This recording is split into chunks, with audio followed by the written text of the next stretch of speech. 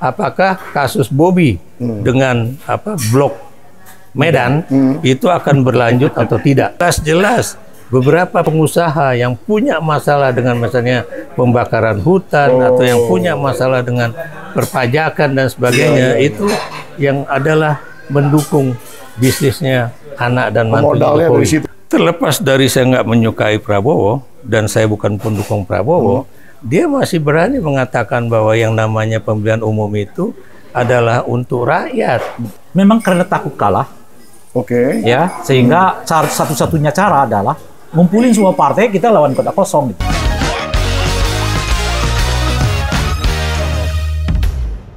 Bismillahirrahmanirrahim. Assalamualaikum warahmatullahi wabarakatuh. Waalaikumsalam. Luar biasa Sobat Forum, kali ini kita di PhD 4K. Podcast hanya di sini, kritis, kreatif, konsisten, dan kocak. PhD-nya ini podcast hebat dan dahsyat. Karena ini narasumbernya luar biasa nih pada hari ini, luar biasa banget nih. Pokoknya saya sebenarnya nggak perlu memperkenalkan lagi karena udah pada kenal sih. Tapi kita ulang lagi aja. Di sebelah kanan saya ada Bung Agung Baskoro dari Trias Politika, luar biasa.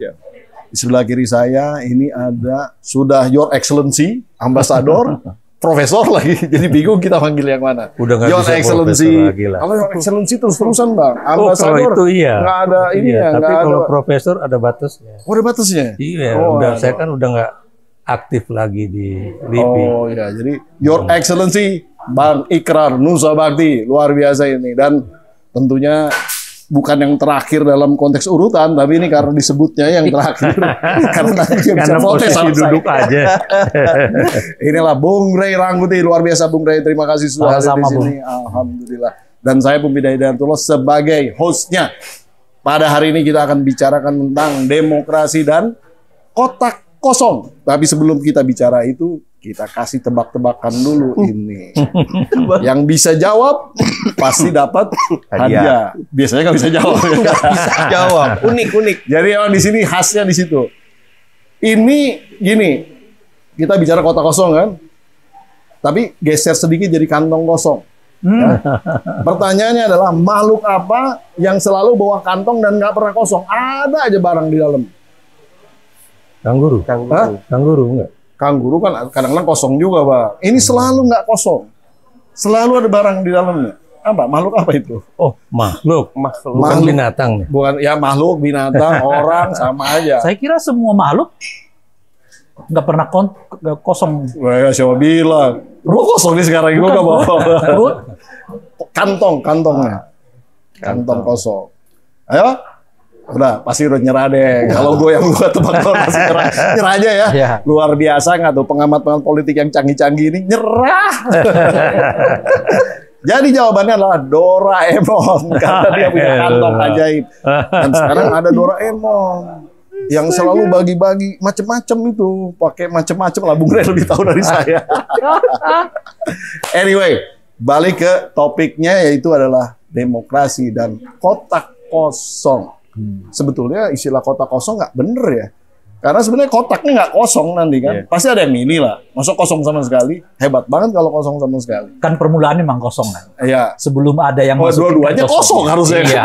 Walaupun yang satu ada calonnya, harusnya non calon gitu, nggak ada calon gitu istilahnya. Kenapa dinamain kotak kosong? Itu menurut saya semacam tanda kutip ya, justru semacam ejekan ya. Oh, jadi cuma ngejek ke mereka yang tiba-tiba borong semua partai cuma tunggal gitu. Kok nggak malu ya ngelawan kotak kosong kayak begini gitu loh kira-kira. Sehingga di beberapa tempat ada yang mengupayakan supaya nggak ada kotak kosong. Meskipun dia pengennya tetap tunggal gitu kan. Dia pengennya tetap tunggal, cuma kalau ngelawan kotak kosong kan rasanya nggak hero lah, nggak inilah, nggak ada ininya. Jadi diupayakan lah tetap ada saingan kan. Meskipun saingan itu diciptakan sendiri oleh dia. Kan beberapa peristiwa seperti dulu misalnya diungkap-ungkapkan orang, misalnya terjadi di Solo gitu kan, calonnya kuat bener dalam ini Gibran, hampir berhadapan dengan kotak kosong, tapi tiba-tiba muncul juga dibuatin lah lawan-lawanan. Jadi sebetulnya kotak kosong itu istilah yang dipergunakan dalam rangka ngejek. Gitu loh. Karena kan juga, Bung. Hah? Bukan juga. itu kota kosong itu dibuat ya, supaya pilkada atau pemilu itu tetap bisa berlangsung, bisa jalan. Iya, iya. Jadi maksudnya kenapa istilahnya ya, dalam kosong gitu loh kira-kira. Mengapa misalnya calon tunggal aja gitu ya. Nah, maksud saya penggunaan kata kotak kosong itu dipergunakan dalam rangka adalah itu tadi gitu ya. Salah satunya yang ngejek. Intinya supaya orang nggak lari ke situ sebetulnya. Tapi ternyata diejek cuma juga orang pada mau juga. Bagian dari mencegah supaya tidak terjadi pasangan tunggal. Betul.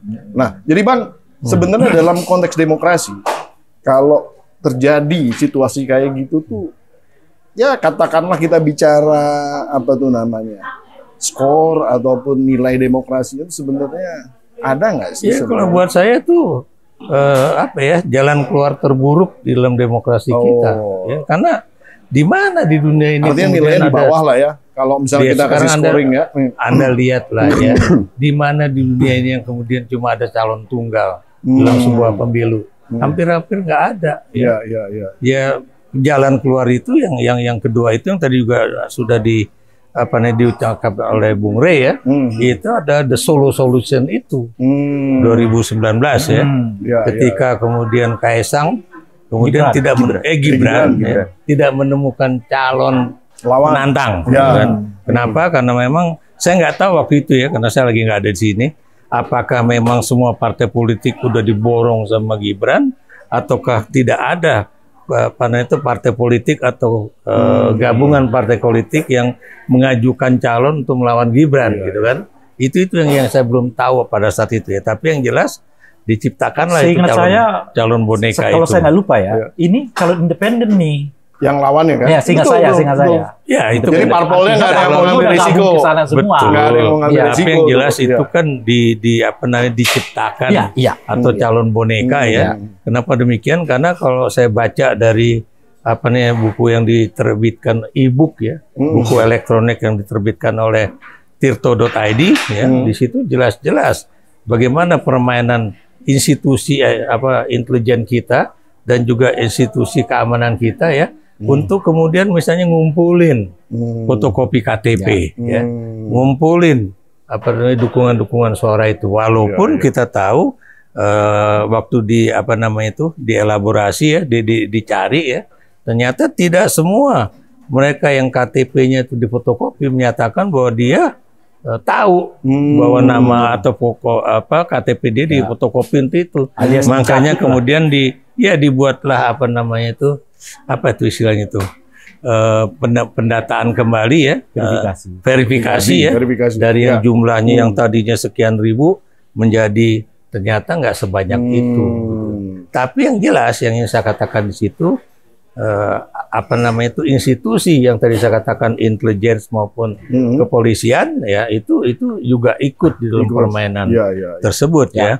Paham sekali. Mungkin yang akan bisa menjelaskan soal itu. Tapi yang jelas buat saya, demokrasi macam apapun ya, kalau itu misalnya orang atau pemilih disodori dengan kotak kosong ataupun calon yang tadi saya katakan boneka ya, buat saya itu not truly demokrasi. Karena demokrasi itu pada dasarnya Anda tahu demokrasi ya, seperti yang dikatakan oleh Abraham Lincoln ya, Presiden Amerika itu, demokrasi adalah dari, oleh, dan untuk rakyat. Terlepas dari saya nggak menyukai Prabowo, dan saya bukan pendukung Prabowo, dia masih berani mengatakan bahwa yang namanya pemilihan umum itu adalah untuk rakyat. Tapi kalau kemudian dia katakan loh itu ya, saya dengar itu kalimat-kalimat Prabowo ya. Tapi kalau ini misalnya untuk partai politik, untuk keluarga, untuk kroni, ya itu bukan demokrasi. Dan mudah-mudahan Prabowo sadar untuk itu ya. Maksud saya, dia ini kan sekarang banyak dilulukan juga oleh masyarakat, kemudian juga diterima katanya oleh pemimpin-pemimpin internasional. Tapi yang jelas usaha dia itu sekarang kan hanya mendekati korban-korban peristiwa 98. Sekarang pertanyaan saya, korban-korban yang diculik itu udah didekati juga apa enggak ya? Atau yang tidak jelas kemana mereka. Nah sekarang juga Prabowo harus membuktikan bahwa dia benar-benar akan membangun demokrasi di Republik ini, khususnya melalui pilkada ini. Siap, luar biasa. Ini kita paling senang ngeledekin beliau ini. Nggak tahu dia akan bicara masih ada teras politika apa enggak. Jadi Dinda, siap. Kalau ada kota kosong, kerjaan kurang dong. Siap. Enggak, tapi saya mau nanya. Sebenarnya kalau di luar negeri kayak gimana sih? Ada nggak sih fenomena kota kosong ini? Iya, kalau di luar negeri saya kira saya belum mendapati cerita semacam itu ya. Berarti kita ini hebat juga ya, punya buat sendiri nih modelnya ya. Sehingga memang kita itu kan punya kekhasan, keunikan, Bang. Makanya saya akan bicara dalam dua konteks. Pertama, secara ideal, trias politika seperti itu ya, bahwa kota kosong sebenarnya bukan tanda yang positif buat demokrasi kita, apalagi bila terjadi di kota Jakarta yang masyarakatnya dipenuhi. Hanya kota Jakarta apa? Dan beberapa tempat lain, kota-kota lain yang strategis lah gitu. Kita ambil contoh Jakarta, ini kan didominasi pemilih rasional, ya. Kemudian kelas menengah ekonomi ke atas gitu, kemudian Islam perkotaan yang sangat kuat. Gitu. Nah orang-orang semacam ini, demografi pemilih semacam ini sebenarnya harusnya menghasilkan banyak-banyak calon. Ya, misalkan di Sumatera Utara juga begitu sebenarnya, atau misalkan yang potensi lagi di Jawa Barat misalkan, yang ada arahan kota kosong gitu, di mana di sana PDIP-nya nggak ada golden ticket, pasti kemungkinan kota kosongnya besar. Itu satu. Nah, tapi kalau saya ditanya sebagai seorang konsultan, maka kerja yang kita lakukan itu bukan dimulai ketika masa kampanye berlangsung, tapi justru sebelumnya seperti sekarang. Gitu. Kenapa? Karena kalau calon yang kita hadapi terlalu kuat, kerjaan banyak dong. maka kita harus mendesain kompetisi yang macam apa yang akan kita hadapi ketika kampanye berlangsung, ketika KPU menetapkan pesertanya. Nah, itu yang bekerja sekarang. Tapi kan publik hari ini hanya melihat proses pemenangan itu, proses kampanye itu hanya berjalan ketika pendaftaran di KPU, masa kampanye, kemudian pencoblosan. Tapi bagi seorang konsultan, pekerjaannya dimulai ketika dia deal kontraknya, dan itu dimulai saat ya sekarang ini. Nah, jadi kalau misalkan sekarang ada arahan kota kosong di beberapa tempat, itu yang canggih konsultannya itu. Ya, terlepas ada elit-elit politik di belakangnya, tapi ada banyak konsultan pasti yang bekerja merancang itu sehingga pasti menang gitu kan. Tapi tantangan berikutnya adalah kota kosong ini kan bukan sekedar kota kosong, karena di beberapa tempat terjadi kota kosong menang. Justru kalau saya seorang konsultan, saya lebih memilih ada lawan. Berapa rasionya kota kosong menang? Tergantung tempatnya, Bang. Karena kan kemarin bukan masalah dari number saja. Nggak banyak sebetulnya. Nggak banyak, kasusik gitu. Nah, itu terjadi di kota-kota Makassar, di kota-kota yang memang saya cuma satu.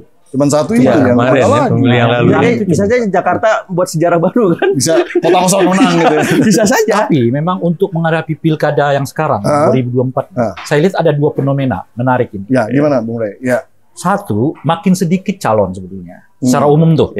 Paling hebat tuh 3 pasangan calon di daerah tuh. Jadi yang 4, 5, 6 biasanya ada di beberapa tempat itu minus sekarang. Bisa. Itu yang pertama. Tapi 3 ini juga sedikit. Pada umumnya kelihatan nih sekarang cuma ada 2 pasangan calon. Nah, tapi yang paling naik ini kemungkinan adalah kota kosong. Jadi calon tunggal persis dengan kota kosong. Nah, ini yang saya lihat sekarang sejauh ini ya. Fenomena yang terjadi di Pilkada 2024. Pertama, sedikit calon, maksimal itu 3, tapi itu juga nggak terlalu banyak di beberapa tempat. Lalu yang paling umum sekarang cuma 2 pasangan calon, tapi meningkat juga ini, kota kosong ini gitu loh. Setidaknya ya, dalam bacaan saya nih, kalau kita belum tahu, karena kan Agustus nanti baru ujung-ujungnya ya. Kalau dilihat fenomenanya sekarang ini, itu situasinya gitu. Jakarta punya potensi, kan? Jawa Barat punya potensi, bisa juga Jawa Tengah punya potensi, Jawa Timur bisa punya potensi loh. Nah, yang agak aman itu kelihatan adalah Banten. Kalau Banten kan udah kelihatan minimal 2. Di Kalimantan Timur, seingat saya punya potensi 1, ya kan? Kota kosong. Di kota kosong tuh, di kota kosong malah. Gitu. Sumut kemungkinan juga kota kosong, gitu. Jadi dari kuantitas ini jelas besar, meningkat tajam. Gitu. Kalau di Pilkada 2020 misalnya, masih dinamis. Di tingkat gubernur tuh hampir nggak ada kota kosong. Di gubernur ya. Yang kasus Makassar itu kan di kota kan. Kota. Ya, di kabupaten kota ya adalah 3 atau 4 kasus gitu. Nah ini belum kita lacak ke kabupaten kotanya. Nah ini agak tren gini. Jadi kalau disebut ini meminimalisasi calon itu mungkin satu segi agak positif kan. Nggak perlu 4-5 gitu misalnya. Tapi kalau yang meningkatnya justru kota kosongnya, ya jelas negatif terhadap demokrasi kita. Bung Rey agak mundur dulu ke belakang ya. Kita ke hulunya. Ini sebetulnya kecelakaan, suatu kecelakaan, artinya suatu konsep yang sebenarnya dimunculkan karena untuk menjawab tadi, kalau supaya demokrasi jalan terus gitu misalnya katakanlah, atau memang by design dalam konteks hegemoni kekuasaan itu kedepannya pengen ngontrol gitu. Ya, ini menurut awalnya Anda kan gimana? fenomenanya begini, Bung. Jadi fenomena kota kosong ini muncul justru kalau aturannya nggak membolehkan. Awalnya tuh. Ya. Aturannya nggak boleh kan? Ya, karena kita saya tahu itu, tahu persis. Ya. Kan di pilkada dan di pilpres itu kan aturannya sama awalnya. Bahwa nggak boleh ada minimal pasangan itu harus 2. Betul. Ya kan? Minimal tuh. Tapi di beberapa tempat memunculkan pasangan 2 itu nggak bisa. Itu kejadian. Itu Jadi, by nature ya, bukan by sudah by design. Jadi partai-partai politik ini masuk ke dalam satu calon. Diborong lah, Sehingga diborong. tidak ada partai politik di luar lagi yang bisa mencalonkan pasangan kedua. Lalu pilkadanya harus ditunda. Iya kan? Ditunda sekian bulan, tetap saja kondisinya sama, lalu mentok. Nah, akhirnya dibuatlah undang-undangnya untuk mencegah kementokan itu. Biarkanlah ya melawan yang disebut dengan kota kosong. Jadi pilkadanya tetap lancar. Jadi fenomena mengambil semua partai itu, gitu, memborong partai itu fenomena yang terjadi justru ketika aturannya melarang gitu loh Pak. Nah mentok. Jadi ini gimana nih? Ya nah kan? Sekarang dibolehkan. Ya karena secara aturan nggak ada masalah, ya fenomenanya makin meningkat. Gitu. Iya, borong-borong aja. Borong-borong aja. Bang, jadi bukan by design lah ya.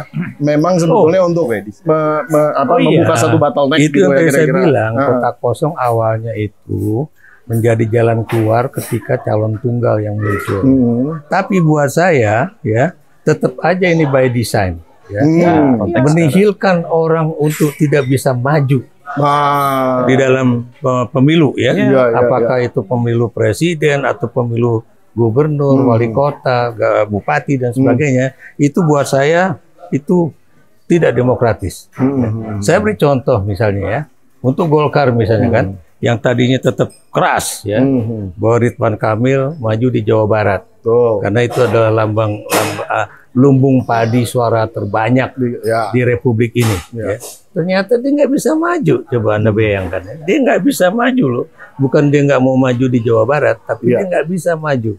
Ya, dia masuk Jakarta dengan satu pengkondisian lah. Ya, pengkondisian atau suatu perjanjian politik antara Gerindra dengan Golkar, ya kan? Antara Jawa Barat dengan DKI. Dan Anda juga tahu ya, dari sisi elektabilitas ya, Ridwan Kamil kan juga nggak tinggi-tinggi amat di DKI ya. Itu di bawah Ahok ya. Dan kemudian Kaisang yang akan dimajukan juga sebagai pendamping itu cuma 1% kan. Nah makanya pat gulipat politik untuk kemudian memajukan Ridwan Kamil di Jakarta, menihilkan tadi saya katakan Anies Baswedan itu bisa maju di DKI Jakarta, dengan tidak mungkinnya PKS itu kemudian untuk misalnya mendapatkan dukungan tambahan, apakah dari PDIP ataupun dari Nasdem atau dari PKB ya. Itu buat saya, maaf, ini politik yang jahat. Sama juga ya terjadi di mana tuh, di di Sumatera Utara ya. Seakan-akan tuh semua partai politik sudah stick dengan mendukung Bobi. Dan ini juga menjadi suatu pertanyaan kami juga ya, atau kita lah warga negara Indonesia. Apakah kasus Bobi dengan blok Medan itu akan berlanjut atau tidak? Ya. Atau kemudian dulu ada seorang dosen Universitas Negeri loh ya, yang mengajukan juga bahwa kasus dari apakah benar perusahaan-perusahaan dari anak dan mantunya Jokowi itu benar-benar modal bermodal kecil kan. Kenapa demikian? Tadi saya katakan kalau dilihat dari buku elektronik yang diterbitkan oleh Tirto.id, jelas-jelas beberapa pengusaha yang punya masalah dengan misalnya pembakaran hutan atau yang punya masalah dengan perpajakan dan sebagainya, itu yang adalah mendukung bisnisnya anak dan mantu Jokowi. Situ, ya. Pertanyaan saya, itu masuk kategori gratifikasi atau tidak? Ya. Dan kenapa KPK nggak pernah membahas persoalan itu? Makanya jangan heran kalau Megawati kemarin berteriak, kenapa cuma istilahnya itu anak buah saya aja yang dipersoalkan dengan kasus korupsi ini ya, seperti wali kota Semarang, ya. Kemudian juga kasusnya Hasto, ya. Ya, dan dia lucu nih KPK nih. Masa mau nangkap Hasan Masiku melalui Harun Masiku, ya, melalui katanya perintangan istilahnya tuh? Penghalangan. Ya, itu katanya seakan-akan PDIP atau Hasto itu menghalang. Kenapa nggak KPK sendiri nyari di mana Hasan? Iya, harusnya. Harun Masiku itu. Kemampuannya kan luar biasa. Katanya dia udah tahu di mana dia berada. Dan kemudian kepolisian katanya pernah memberikan informasi. Cari. Kenapa kemudian dengan menyandera misalnya tokoh-tokoh di PDIP, apakah itu Menteri Hukum dan HAM, ya, Lauli atau kemudian Sekjen, itu kan juga aneh. Buat Anda aneh nggak? Ya? Masa KPK yang memiliki suatu sumber pendanaan yang besar, ya, kemudian jaringan juga intelijen yang kuat, alat-alatnya, dan bisa bekerja sama dengan kejaksaan ataupun polisi untuk mencari hasil Masiku, ya, Harun Masiku. Kenapa kemudian justru menggunakan tokoh lain yang menjadi katanya penghalang hukum? Ini aneh. Mestinya kalau itu terjadi, tangkap dulu. Betul. Justru itu. Tangkap dulu HM-nya. Setelah itu mungkin baru diselidiki lagi apa yang mengakibatkan HM ini sulit ditangkap. Bisa lah itu bisa merembet. Oh, ini dihalang ini, dia halang. Bung Rey, topiknya nggak ke situ. Oh iya. Kita tarik dulu. Saya mau melanjutkan yang ke situ. Boleh, silakan. Jadi kan karena ada fakta yang disebutkan itu tadi. Di saat aturan ini tidak membolehkan adanya pasangan tunggal, ya kan?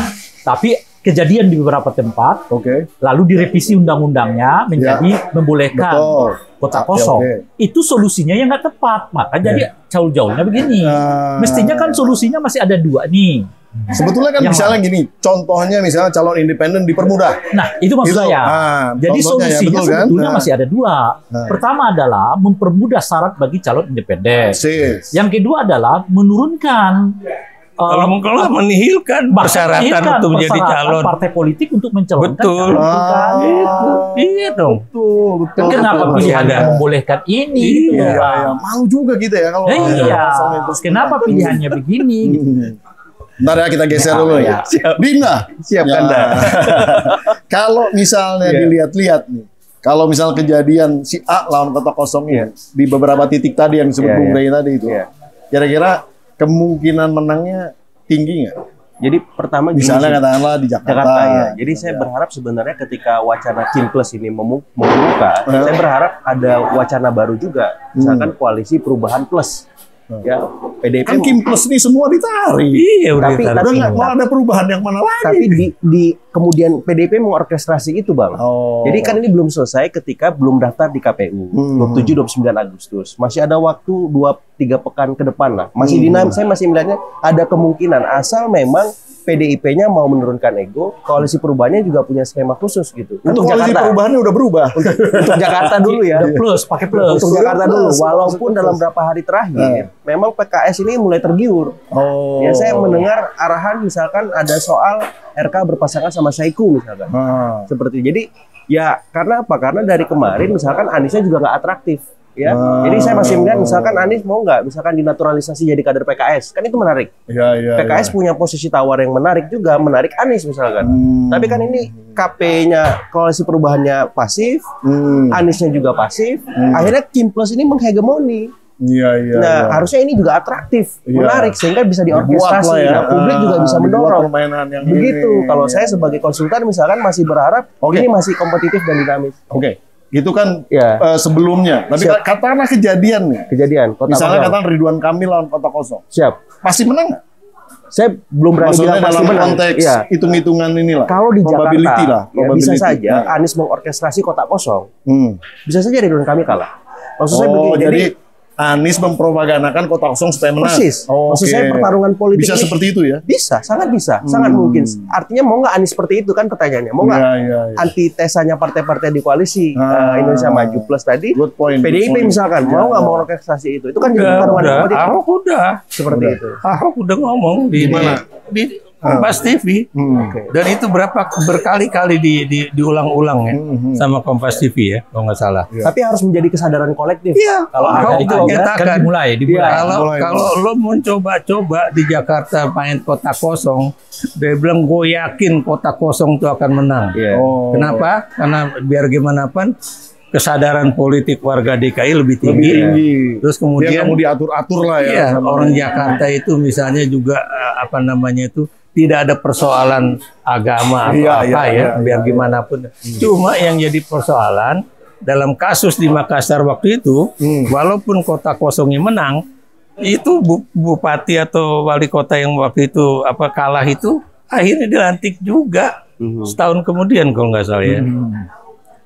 Kenapa? Karena kan Kota Kosong nggak mungkin jadi manusia untuk menjadi pemimpin. Kalau yang Makassar itu kejadiannya adalah dikarenakan incumbent yang harusnya menjadi lawannya si lawan yang kalah ini, API waktu itu ya, Munafri, itu berkasus Bang, sehingga dia nggak bisa mencalonkan gitu loh. Ya sekarang. Jadi memang ini bukan by design kayak sekarang diatur-atur gitu nggak. Nah, akhirnya dia nggak bisa. Saya bilang bahwa kasus Kota Kosong itu banyak terjadi pada kabupaten kota. Betul. Tapi yang terjadi sekarang, Bung, itu bukan kabupaten kota, itu gubernur provinsi juga. Yang tadi juga misalnya nih, keluarganya Atut nih, mantan Airin. Airin tuh tadinya mau dimain-mainkan supaya dia Golkar itu nurut misalnya kan. Tapi Anda tahu, Golkar itu udah punya hubungan politik waktu itu dengan PDIP ya, supaya Airin itu bisa dicalonkan bersama ketua DPD PDIP Banten gitu kan. Kalau memang ini terjadi, bagus. Betul. Karena elektabilitas Airin itu lumayan, sangat tinggi.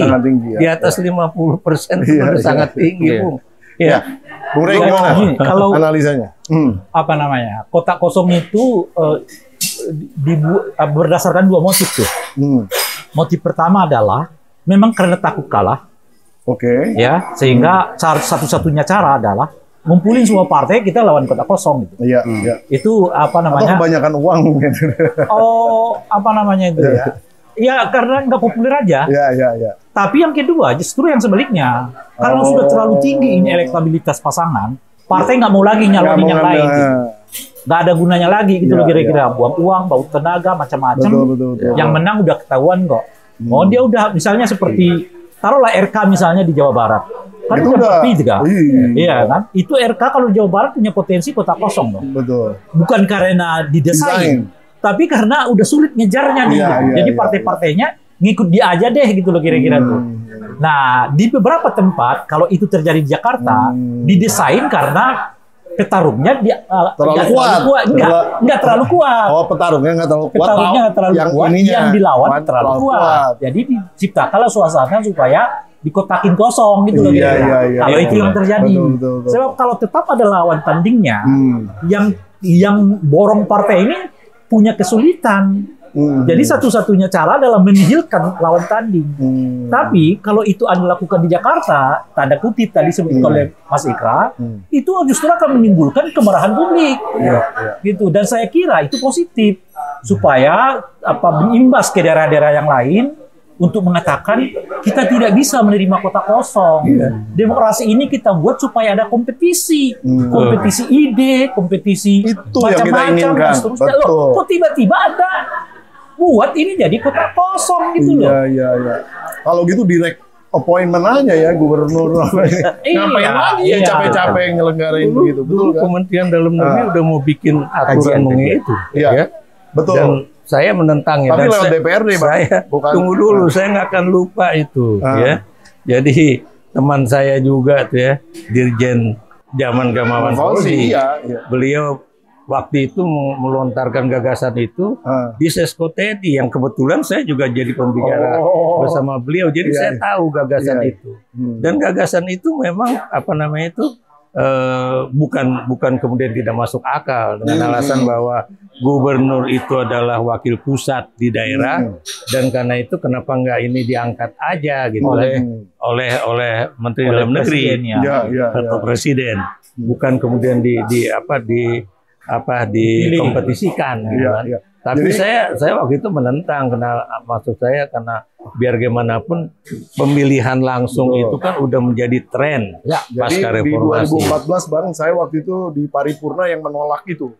Nah, tapi memang terakhir munculnya bukan penunjukan tapi lewat DPRD lagi. Tapi kita tolak. Alhamdulillah akhirnya nggak jadi. Sebenarnya menang sih. Kita kalah waktu itu di voting. Yang pro terhadap tetap seperti sekarang pemilihan langsung. Tapi kemudian Pak SBY malu dibuat perpu. Dikeluarkan perpu. Masih sadar lah. Ya. Nah, kalau enggak nih lembaga survei bingung nanti berkurang. Oke. Jadi dalam keadaan yang menurut saya kurang enak ini gitu ya. Kira-kira ada nggak sih solusi yang ideal di dalam konteks memperbaiki demokrasi kita ke depan? Mengingat bahwa hegemoni partai, hegemoni kekuasaan ini udah mulai merasa udahlah. Kayaknya rakyat ini bisa diatur-atur gitu dengan berbagai macam skema yang bisa dimainkan seperti di pemilu yang kemarin. Yang menarik di ujung kekuasaan Pak Jokowi ini kan hampir semua standar demokrasi kita itu turun gitu ya. Saya nggak tahu apakah itu konsennya Pak Jokowi atau tidak. Mestinya itu konsennya Pak Jokowi. Ya kan, Pilpres kita kali pertama dalam sejarah ditandai dengan nepotisme. Ya kan, kemarin.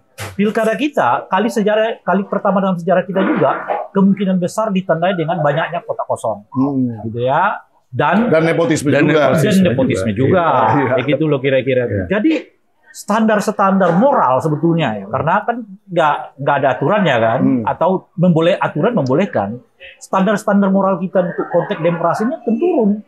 Nah, tapi kalau standar moral ini nggak pernah kita sadari, lalu selalu mengutak-atik di aturan, ya kita nggak akan pernah selesai. Saya kira pikirannya Mas Ikhlaq tadi itu menarik lah. Saya agak tercengang sedikit itu. Ini kalau kotak kosong menang, lalu artinya di daerah itu nggak ada kepala daerah. Solusinya apa? PJ lagi. Pilkada lagi. Pilkada ulang tetap. Iya. Tapi kan harus ada PJ. Jadi artinya ujung-ujungnya adalah yang akan menang ya tetap dia. Gitu loh. Nah, kalau kemudian pilkada lagi, misalnya nih pilkada lagi, lalu partai tetap ke dia, lawan kota kosong lagi. Sampai kapan? Jadi itu jadi benar tuh yang surkul Mas Ira tadi pertanyaan. Ini manapun kota kosong, ujungnya yang dilantik ya tetap dia. Betul. Kalau kita nunggu pilkada lagi 6 bulan lagi, kalau kalah lagi 6 bulan lagi, jadi setahun nggak selesai ini pilkada. Gitu. Nah, oleh karena itulah menurut saya ya solusi yang tepat itu. Partai-partai ini Anda udah diberi kewenangan yang cukup enak. Untuk mencalonkan orang malah nggak mau nyalonin orang gitu loh. Iya. Itu good point sebenarnya. Iya. Gimana Pak? Ya ini begini loh. Itu makanya harus ada judicial review mengenai undang-undang yang kemudian membolehkan ya gabungan partai, bukan gabungan partai politik menguasai satu calon atau misalnya harus dicegah sebuah undang-undang kemudian bisa meniadakan calon kepala daerah yang secara elektabilitas dia akan bisa menang. Iya, kayak misalnya kalau dalam kasus Jakarta Anies atau Ahok kan, gitu ya. Ahok itu nggak masalah diadu lagi dengan Anies, dia bilang kalau memang ini rematch gitu kan, ini cuma kayak pengen nguji aja. orang Jakarta itu masih sangat apa istilahnya? Preferensinya kemana lah? Preferensi politiknya itu apakah kemudian bisa meniadakan faktor apa istilahnya itu agama ataupun etnik ya atau enggak gitu. Itu bagus itu ya. Tapi Anda tahu ya, itu PKS ini kebingungan juga karena dia udah mendukung Bobi di Sumatera Utara dan apakah kemudian mungkin dia akan bergabung dengan PDIP dan sebagainya. Karena dua partai yang mendukung perubahan itu sekarang kan udah menyatakan juga ingin masuk. Dan itu ya, itu Kim Plus itu bukan main-main loh. Dan buat saya itu bukan buat masa depan Indonesia. Seperti dikatakan oleh teman yang dari Gerindra itu. Ini memang ingin menguasai politik Indonesia dan buat saya dia Gerindra sadar atau tidak sadar ini berada atau menari-nari di bawah gendangnya Jokowi. Sekarang Prabowo mau nggak tetap di apa namanya itu diintervensi ya oleh Jokowi cawe-cawe yang pada intinya nantinya itu adalah bahwa dia kalau memang masih sehat pada 5 tahun mendatang yang dihadapi itu adalah anaknya Jokowi Gibran yang biar gimana pun pengen diajukan menjadi calon presiden pada 2009. Nah itu tadi tantangan yang kedua dari Prabowo, apakah Prabowo sebagai seorang yang juga ingin mencuci ya nama buruk dia untuk menjadi memiliki nama yang baik, itu akan terus juga menjadi bagian dari apa istilahnya itu strategi Jokowi yang pada intinya juga akan menghancurkan demokrasi di Republik ini. Itu yang harus menjadi kesadaran politik dari Gerindra. Oke, siap. Gimana?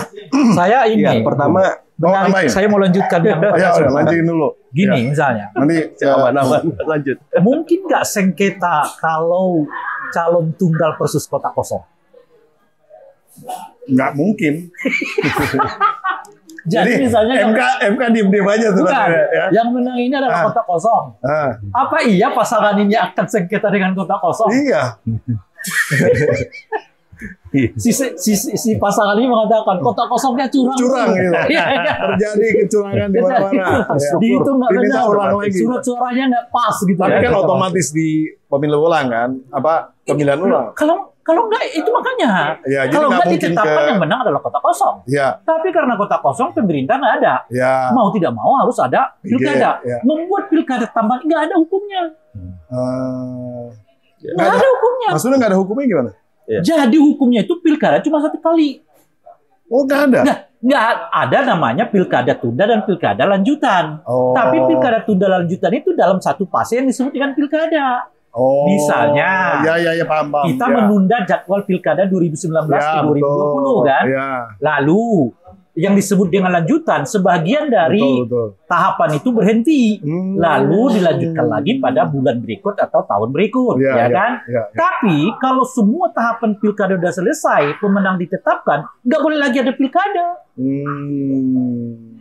Karena aturannya di setiap daerah itu cuma sekali pilkada. Dan harus serentak. Kan semua. Gitu. Ya, gimana jadi? Ya pertama solusi kita cari solusi. Pertama yang paling utama revisi undang-undang pemilu, Bang. Pasti ya. Soal itu pasti itu. Pilkada thresholdnya dikurangi bahkan diadakan. Yang kedua soal independennya tadi jangan diberatkan. Karena jalur independen ini bisa jadi pintu masuk juga. Dan tanda petik calon boneka itu masuk kan. Jadi calon independen bisa jadi kan di Jakarta ini masih di verifikasi faktual tingkat 2, Bang. Jadi ada kemungkinan bukan lawan kota kosong, jadi lawan independen. Independen gitu. Jadi independen di sini supaya tidak dalam tanda petik diintervensi oleh kekuasaan atau boneka tadi, dipermudah syaratnya. Nah, yang ketiga pendanaan kampanye. Jangan jangan terkesan mahal lah. Terus transparansi keuangannya bagus. Sehingga orang-orang akan tertarik untuk berkompetisi. Dan tidak terlalu banyak syarat yang memberatkan. Nah, kalau revisi ini ada, termasuk tadi soal ketika kota kosong menang kan, itu kan harus dimasukkan di aturan juga supaya kita nggak bingung. Dan yang terakhir nih, pilkadanya jangan serentak, pemilunya jangan serentak. Fokus kita bisa terbelah gitu. Misalkan di Sumatera Utara. Nah, kalau ini khas ini. Kalau yang terakhir ini khas ini. Khas lembaga.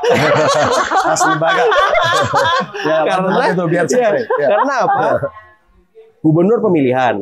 Sementara ada wali kota pemilihan di Medan, kan? Orang Medan akhirnya fokus ke pilgub. Sementara ya aspirasi terdepan dia tuh di Medan, kota Medan, wali kota Medan. Tapi karena serentak, akhirnya seluruh kota kabupaten di Sumatera Utara fokus ke pilgub. Seperti kayak pileg pilpres kemarin, Bang. Semuanya fokus pilpres. Pileg di dapil yang jantung aspirasi mereka itu nggak terkondisikan gitu. Nah, saya berharap memang tidak perlu 5 tahun ada kerjaan terus kan. Tiap tahun ada.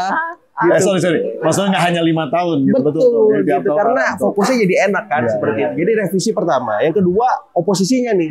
PDIP dalam konteks ini punya tanggung jawab moral untuk mengorkestrasi aspirasi masyarakat sehingga viral. Bung, kenapa Anda mengatakan bahwa PDI itu punya tanggung jawab moral? Ya karena sementara ini. Mengapa Anda tidak mengatakan Golkar itu harus punya tanggung jawab? Konteks sekarang, Bang. Gerindra. Semuanya juga punya tanggung jawab. Mereka bertanggung jawab untuk memastikan tidak boleh terjadi ada kota kosong. Iya. Gitu loh kira-kira. Oleh karena itu kan ideal, Bang. Ini makanya. Jadi jangan PDI itu udah ditinggalin, disudutkan pula gitu maksud saya. Seolah-olah dia nggak punya opsi. Bukan, seolah-olah dia itu nggak memiliki tanggung jawab moral. Lu gimana? Dia nggak punya golden ticket. Dia tergantung kepada partai politik yang lain. Kalau kasusnya di Jakarta minimal dia harus 7 kursi lagi supaya persyaratan terpenuhi kan. 7 kursi itu dapat dari mana? Tapi dalam kompetisi elektoral, Bang, ini strategi politik, Bang. Iya, maksud saya ngerti, cuman jangan bilang ke PDI-nya sebagai beban beban bukan tanggung jawab moral. Bukan hanya PDI, justru tanggung jawab moralnya itu adalah Kim plusnya ini. Jadi Kim jangan buat kayak gitu dong. Gitu tapi ini strategi, Bang. Strategi itu nggak bukan pandangan beliau dengan pandangan Bung Rey. Saya ngerti. Ini lebih strategi itu nggak boleh mengalahkan substansi. Betul. Itu substansi juga karena aturan yang kita sepakati. Ya, tapi jangan bebankan kepada PDI Perjuangan. Bukan bebankan. Jadi tanggung jawab moral itu karena dia berada di luar sistem sekarang. Dia yang sepakat dengan posisi itu. Kalau menurut saya nggak ada yang harus diperdebatkan. Bukan, kalau nggak masalah dong. Sebab nanti kalau di Jakarta orang seolah-olah PDIP yang salah. Padahal PDI itu pertama padahal kota kosong sebenarnya tanggung jawab semuanya, bukan tanggung jawab PDIP aja. PDI itu kan tidak mengatakan bahwa saya nggak mau kerjasama. Dia bisa kerjasama dengan di Banten, dia kerjasama dengan Golkar. Belum tentu juga sih, Bang. Oh ya misalnya lah ya kan. Contoh itu. Di tempat-tempat lain juga terjadi yang seperti itu kan. Artinya peta Kim nasional itu nggak ada sebetulnya kalau di daerah-daerah itu. Apa namanya? Kan inilah beragam lah. Cair aja. Tiba-tiba saja yang disebut dengan Kim Plus itu terjadi di Jakarta. Kan Kim Plus itu nggak terjadi misalnya di Banten. Kim Plus itu kan belum terdengar di Jawa Barat. Kim Plus itu belum terdengar di Jawa Tengah misalnya. Belum terdengar kan. Nah di Jakarta tiba-tiba muncul yang disebut dengan Kim Plus. Ketika Kim Plusnya muncul, dianggap PDI yang tanggung jawab. Kenapa nggak melahirkan ini? Padahal tanggung jawab semua partai ya. Padahal mestinya Kim Plusnya yang kita kritisi. Pertama, kok pakai borong-borong partai? Iya. Gitu loh kira-kira kan. Sebab kalau Anda tinggalkan PDI Perjuangan di luar sendiri, jelas dia nggak punya golden ticket. Nggak bisa ngapa-ngapain juga. Ngapain juga. Meskipun dia mau melawan, kalau sudah nggak ada mencukupi perseratan, mau diapain? Luar biasa Bung Rey. Kan lebih baik dia gabung juga. Kalau udah semangat begini, kita juga jadi semangat gitu kan. Luar biasa.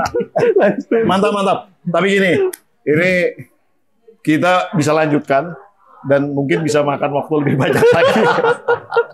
Tapi ternyata waktunya sangat terbatas. Mohon maaf ini. Saya lagi enjoy-nya, Bung Rey lagi hot-hotnya gitu. Tapi terpaksa kita harus sudahi sampai di sini karena waktu juga yang membatasi. Nah, oleh karena itu sesi terakhir ada closing statement dari masing-masing. Mungkin kita berikan kepada Sentro. Silakan, Your Excellency. Ya, jadi begini. Rakyat harus aware, harus sadar ya bahwa mereka bukan cuma pemilih ya yang kemudian disodori oleh para partai-partai politik ya yang kemudian disodori ini loh, kamu harus milih ini kan? Nggak mau ini dan rakyat juga harus sadar ya bahwa mengapa mereka itu akhirnya menerima bansos itu akibat dari pemerintah tidak menjadikan mereka sebagai pemilih-pemilih yang independen. Maksud saya kemampuan ekonomi mereka itu terbatas. Betul. Mereka kemudian tidak bisa mendapatkan pekerjaan ya, di tengah situasi ekonomi yang sekarang. Dan Anda bisa lihat aja sekarang ini siapa yang kemudian menjadikan ekonomi ini seperti ini, ya. Baik karena kondisi internasional ataupun karena memang ya ya peran dari pemerintah sendiri. Pemerintah itu tidak berperan untuk menjadikan, tadi saya katakan, orang-orang itu memiliki kapasitas ekonomi untuk menjadi orang-orang yang tidak tergantung pada bansos. Dan karena itu mereka harus lihat juga ya, siapa sebetulnya yang mereka inginkan ya. Dalam kasus DKI ini kan sebetulnya masih terbelah ya, antara mereka yang masih mendukung Anies, mereka yang masih ingin mendukung Ahok, ataupun siapapun yang akan diajukan oleh Kim. Ya. Tapi jangan kemudian mereka menerima yang tadi kita bicarakan itu ya. Kim Plus itu kemudian mematikan calon-calon yang bukan cuma memiliki elektabilitas yang tertinggi atau kedua tertinggi, tapi juga memiliki potensi untuk bisa memajukan Jakarta atau provinsi lain yang ada di Republik ini. Itulah yang harus dilihat ya. Jadi rakyat harus paham itu ya. Ya, jadi bukan cuma misalnya ini ucapan dari teman-teman misalnya ketua pemenangan pilkada PDIP ataupun yang lain-lain ya. Tapi yang jelas rakyat itu harus tahu kondisi di daerahnya itu seperti ini. Jadi jangan terfokus pada siapa yang ditawarkan, diusulkan, ya, dan itulah yang mereka akan pilih. Sebab kalau ini yang terjadi, itu tadi kota kosong akan menjadi kenyataan. Begitu. Luar biasa. Terima kasih, Bang. Sama-sama. Bung Rey, gas lagi, Bung Rey. Saya ada 3. Siap. Saya setuju dengan yang disebut tadi oleh Mas Ikra, itu yang pertama. Yang kedua begini, mestinya ada mekanisme untuk ngecek.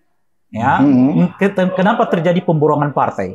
Khususnya di daerah yang dianggap nggak patut itu terjadi pemborongan partai. Pertama, mengingat elektabilitas calonnya rendah. Misalnya begitu ya. Kok tiba-tiba partai ke sana semua? Gitu. Nggak ada daya tarik gitu kalau. Mestinya itu nggak ada daya tarik gitu. Kecuali misalnya kan ada saya sebutkan 2 faktor kan. Faktor pertama, ya itu caranya menang. Faktor yang kedua, ya memang sudah nggak bisa dikejar nih orang kan. Sehingga semua partai merapat ke sana. Kalau yang itu kan masih logik gitu ya maksud saya ya. Nah, tapi kalau yang pertama ini elektabilitasnya cuma 10% ditambah 1% gitu ya. Mending 10%, 7%. Iya, misalnya lah. 1%. Itu iya. Tiba-tiba partai ke sana semua. Iya. Kan nggak masuk akal kita. Iya. Iya kan? Lebih tidak masuk akal langkahnya Golkar. Menurut saya gitu. Kenapa? Orang kalau RK di Jawa Barat itu kan salah satu yang paling tinggi elektabilitasnya se-Indonesia loh ya. Bukan hanya se-Jawa Barat itu. Sudah masuk kategori 44%. Anies itu masih 39%. Ya, yang mungkin menandingi itu ya itu tadi Airin ya kan. Tiba-tiba dipindahkan ke Jakarta. Kan nggak masuk akal kita. Nanti Bung lah yang bisa jelasin apa yang terjadi. Kok bisa gitu loh. Itu yang pertama. Nah, oleh karena itu mungkin perlu ada mekanisme ngecek dulu.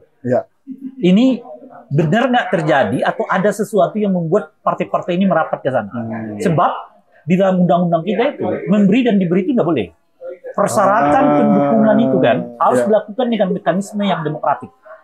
Ya kan harus dicek. Ini prosesnya demokratik apa enggak? Ada tukar menukar apa enggak? Macam-macam dan seterusnya. Ini menurut saya yang kedua. Nah, yang ketiga tentu saya mengajak seluruh rekan-rekan yang mendengarkan diskusi kita ini, kalau terjadi kota kosong dimanapun, itu harus kita lawan. Maksudnya lawannya apa? Lawan kota kosongnya? Melawan kandidat itu. Jadi sama-sama kita pilih kota kosong. Milik kota kosong, kita bisa mengatakan rakyat lebih berdaulat dari partai politik. Nah, di sini kita buktikan bahwa rakyat lebih berdaulat dari partai politik. Luar biasa, Bung Rey. Merdeka. Terima kasih ya. Mantap banget. Oke, Dinda, silakan. Siap. Kita ada 2 fungsi nih, citizen. Nah, yang kedua ini netizen, Bang. Ya. Ini kan yang kemungkinan kota kosongnya udah bisa ditebak sementara, diprediksi. Ya. Nah, saya kira nggak banyak-banyak. Misalkan Jakarta, terus ada kemungkinan Jawa Barat. Gitu. Jadi Kim Plus ini sudah menjadi bukan sekedar wacana, per hari ini yang saya dapati informasinya, karena ini akan merangsek ke Jatim, misalkan ke Jateng, ke Sumut, dan ke beberapa tempat-tempat strategis, di mana di situ ada residu kekuasaan. Nah, sehingga publik yang tadi netizen maupun citizen itu harus memantau, kata Bang Ray. Kalau bahasa saya memantau lah, ya. Kalau melawan tuh bahasa Bang Ray kan. Memantau, mengawasi, ya, terlibat aktif di dalamnya, gunakan sosial media sekonstruktif mungkin, karena itu yang bisa memastikan check and balances kita di pilkada nanti jalan. Seperti itu. Luar biasa nih. Ini topiknya memang sangat menarik ya. Demokrasi kota kosong, dan ternyata memang menyisakan sesuatu yang sangat-sangat, ya, dalam tanda petik begitu ya, nggak enak di hati kita semua tentunya. Nah, oleh karena itu, pesan daripada podcast kali ini adalah rakyat yang akan menentukan, tunjukkan daulat kalian, dan silakan pilih kota kosong ke depan. Demi kalian sendiri tentunya, dan tentunya kemajuan daripada daerah di mana kalian berada. Bismillahirrahmanirrahim, mudah-mudahan bisa kejadian. Oleh karena itu, saya ucapkan terima kasih kepada semua pembicara, Bung Agung Baskoro, Bang Ikrar, Bang Rey, terima kasih semuanya. Ini luar biasa podcast kali ini karena narasumbernya dahsyat dan hebat. Sampai di podcast hanya di sini. Berikutnya, saya Pembina Hidayatullah undur diri, Sobat Forum. Sampai nanti. Wassalamualaikum warahmatullahi wabarakatuh. Waalaikumsalam.